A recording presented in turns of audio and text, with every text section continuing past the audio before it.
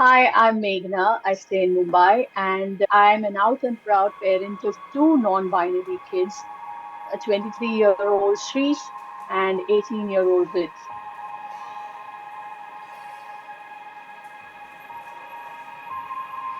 The journey for me as a parent of two queer kids was somewhere down about 3 years ago.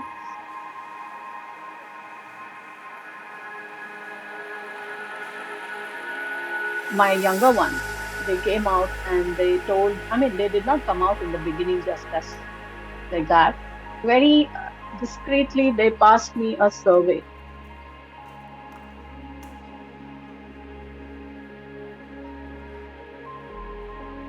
for a school project.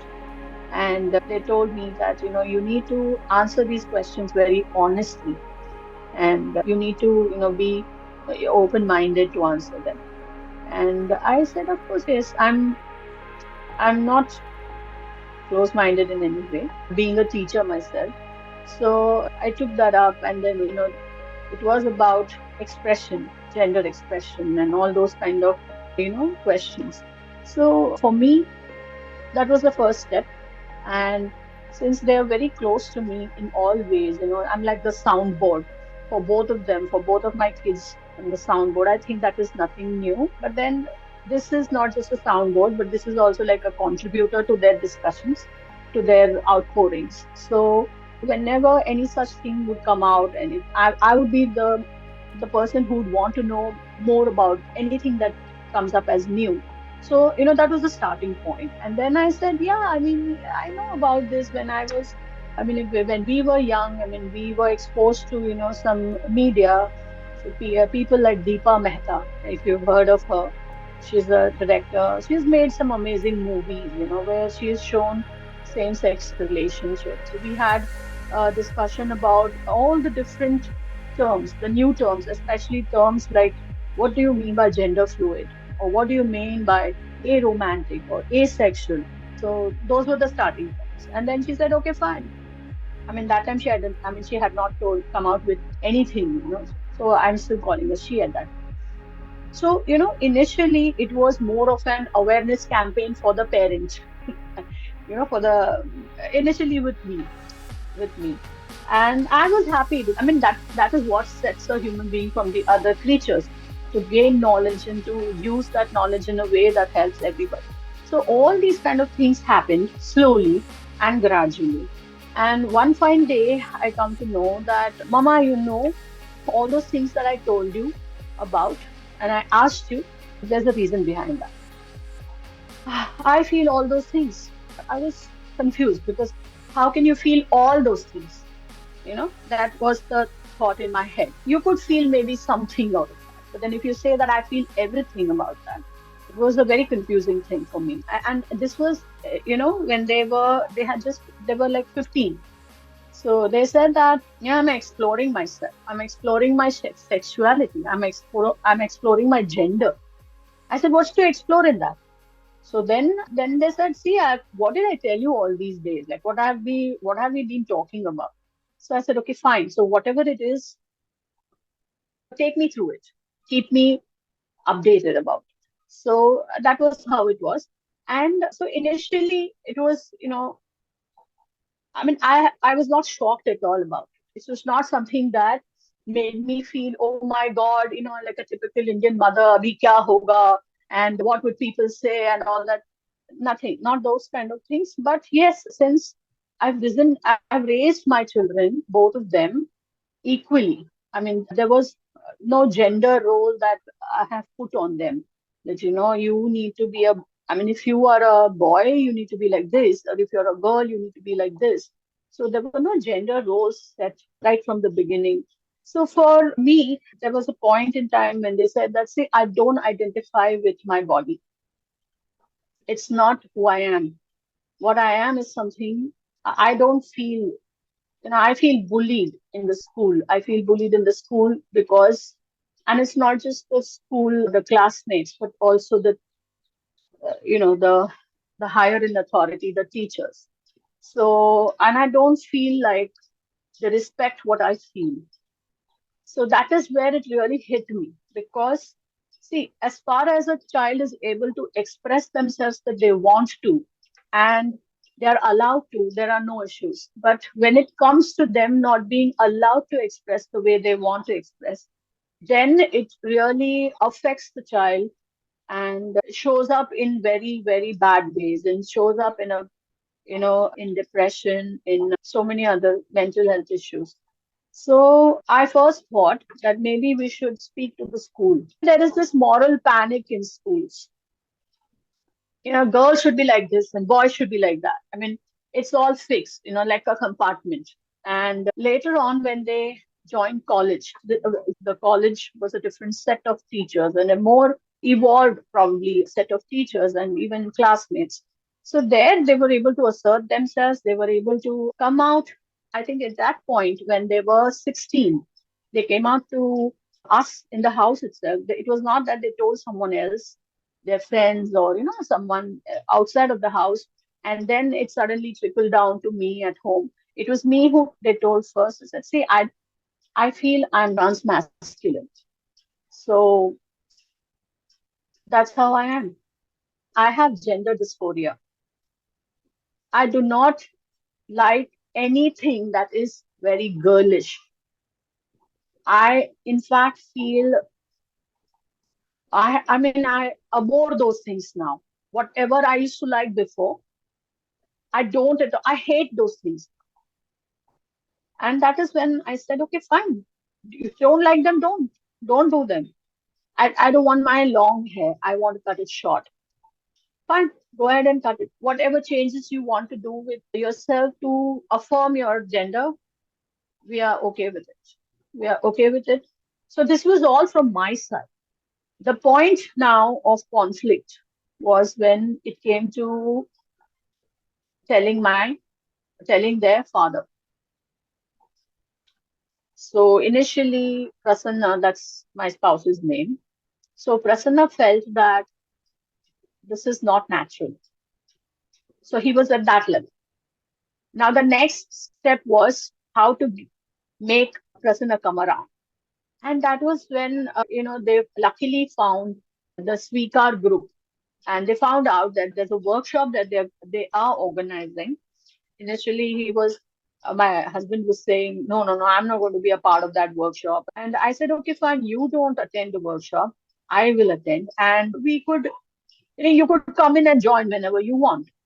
It was an amazing workshop where there were founder member parents, then there were these mental health experts, and then there were also the community members. So all of them, they shared their views, their stories. For me, especially, it was so heartening to know that there are people to whom we could reach out. There are, we can get support from people who are in the same situation or who have gone through that same situation. So for me, it was a really amazing moment. And when Prasanna heard them, the different people, the community members speak, and to know that one of them is a scientist and the other is a mental health expert. I mean, all the people from different walks of life, and it's absolutely, normal. So that's when his mindset took a turn, and he was the one who spoke at the end. And I was a part of the workshop. He didn't give me to speak. He didn't allow me to speak much. It was he who spoke at the end, and he said, I mean, he said that this particular interaction changed my mind so much. Now I wholeheartedly accept my child for whatever they are. I mean, at that point in time, it became a family moment for us, all of us. So that was how it happened. When Rit came out to me, my second one, when Rit came out to me, I felt a sense of relief actually. If in all these days that we were, on the way to this journey, on this journey, and it was the point where they could identify themselves as transmasculine and they were assertive about it. They were not still confused about it. I felt relieved. I felt that at least that is the truth. And also that they chose this name for themselves.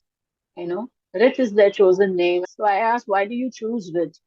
What is so special about the name? So then they said that it means my truth. So I'm living my truth. And I'm so proud today that both of my kids are non-binary actually. How do I feel about this as a parent?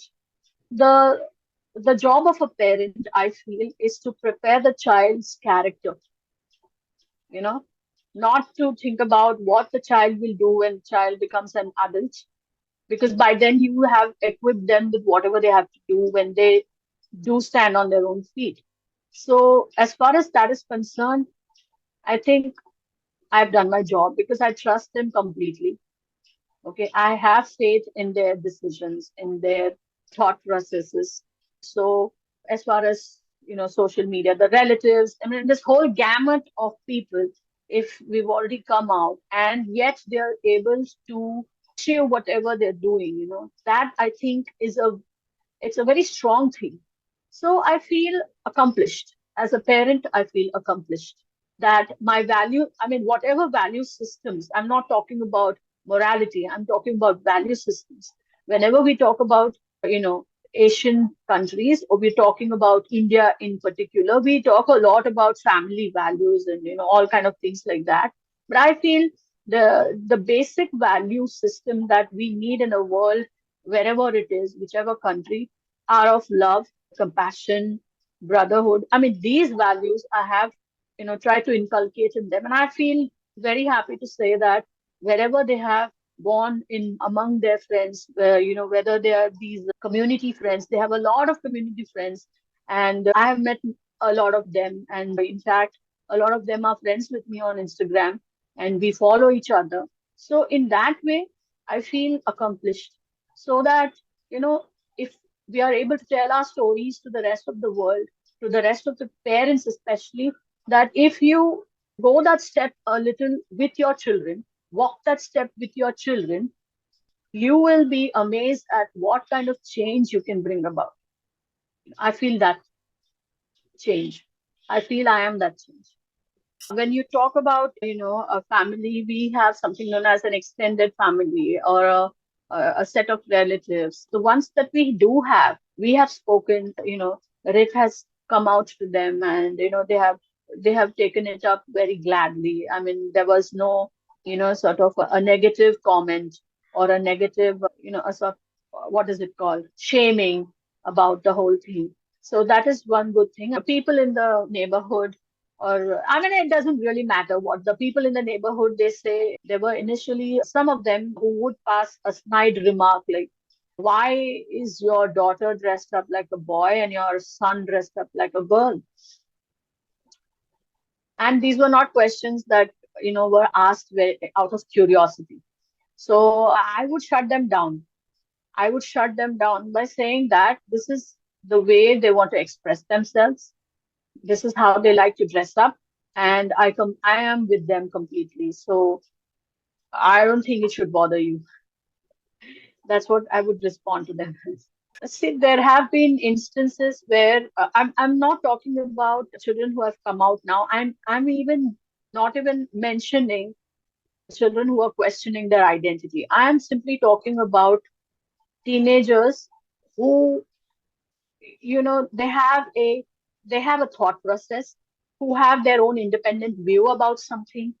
Contemporary parents who themselves are well settled in their lives, who are, they are professionals, high ranking professionals and well educated. I'm talking about such parents who do not value the thought processes of their children, who do not give independence to their children to express themselves, maybe about the line of education they want to take, or the field of the career that they want to choose. Those kind of things are not given to their children. And I'm talking, if these kind of parents are there, then there are also those kind of parents who do not allow their children to, you know, be what they want to be. So there is this huge range of people with such mindsets where they think that they are in control of everything of the children. So if we speak, if we are visible, if we talk about our experiences, why we should allow our children to be what they want to be, you know, slowly there could be a change in the way they think. I think acknowledgement is something that we should aim for, and that is why we should speak up. The bond has grown stronger between Rit and me, and it's almost like, wavelengths, they match so much that I know already what they're thinking about, and they know what response I might give them. We have no secrets. When it comes to relationships, Rit will always tell me first. See, they are on all those dating sites, and none of those people whom they've dated are not known to me. I mean, I know them all. That is the level we have today. What makes me proud about my children is that they are able to live their truth without hiding it, and they are able to assert themselves. And apart from that, in their circles, in their friend circles, they are able to help people of their peers or their friends come out and also confide in them, in the sense that, how do I, and ask them tips about how do I speak with my parents. So that is why I feel proud, because if you are, you are to yourself, you really don't cause any change in the society. You keep it to yourself, you don't cause any change in the society. But if you do engage with the people, your friends or with others, and you try to wish well for the others as well, and make the others help, basically you help others. And I see them doing things on their own, you know going to different platforms and having podcasts and things like that, making movies.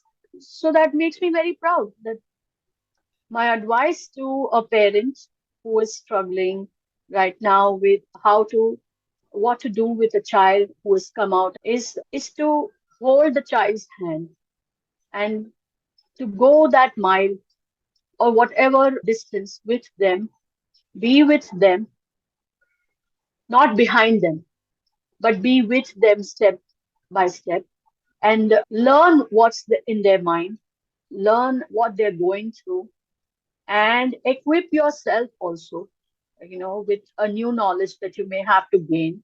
And thereby you're helping yourself, and also you're making your child comfortable in the knowledge that you are ready to listen.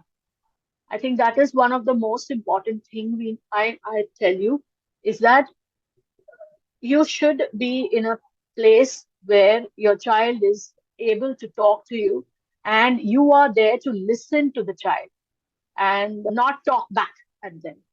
So I feel that is most important. And once you start listening, you will come to know so many aspects, so many things that your child might have gone through and which you may not have known before. And when you know about that reality of your child, automatically it will be an instinctive response from your side to be with your child all the while, take that extra step of that journey, and support your child in every possible way. To a child who's going through this agony of wanting to come out and not being able to confide with their near and dear ones, to their near and dear ones, the advice is very simple. You need to find someone who will believe in you. If it is not your biological family, if it is not your biological parents, then it has to be someone who is closer to you other than that, because this is the time when, you could face some conflict. You could not, maybe you will not be able to come out comfortably. These are, very sensitive issues. A lot of parents, uh, you know, at the first moment itself, there could be some parents who will deny it. They will deny it so ferociously that there is no communication that can happen now.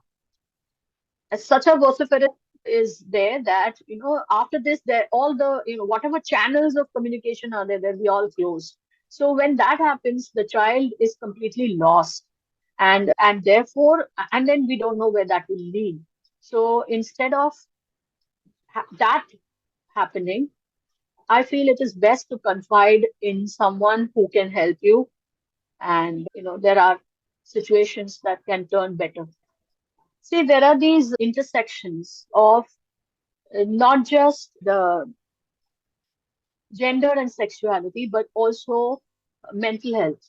These intersections are some things that we need to look into as parents, because if you do not acknowledge the truth of your child, there is 100% chance that your child will face a health issue, I mean, a mental health issue, which can really spiral down. So that is something that I want to bring, awareness about, that, both my children had gone through clinical depression. And Shrish, though he was not so open, he did take therapy. Most of the parents would say that, why would you want to speak to a therapist? What's the big deal? I mean, what are you going through? Was such a big turmoil in your head that you want to speak to some outsider? But they do not understand this concept still. I feel that we have to give that to our children, to be able to speak to a person who is a qualified therapist and who can guide them, because we are not an expert. We are not an expert on all these things. We are just parents. Being a parent and being a therapist is totally different. So that is one thing. And because these are the struggles that the children are going through, as a parent, you are not going to be equipped to deal with all of that. I'm your mother, and you have been such amazing children. Your entire childhood was a gift for me. When you turned out as extremely successful individuals, you also came out to me first. I felt that was the it is the greatest moment, because you felt in confiding, and I feel that's a privilege. I feel that's a privilege. And so thank you. I'm grateful for all your joys that you've given me. And I feel that when you go out into the world, which you will make such a lot of, you'll make people happy, and you'll make people so, you know, proud of you being amongst the community, you being amongst in whatever field you would want to be, and you touch lives. So I feel that is the greatest joy a parent can have. Thank you for that. And God bless you with abundance. And may you flourish. May you go to the top. Out and proud Parents' Day, 30th of July.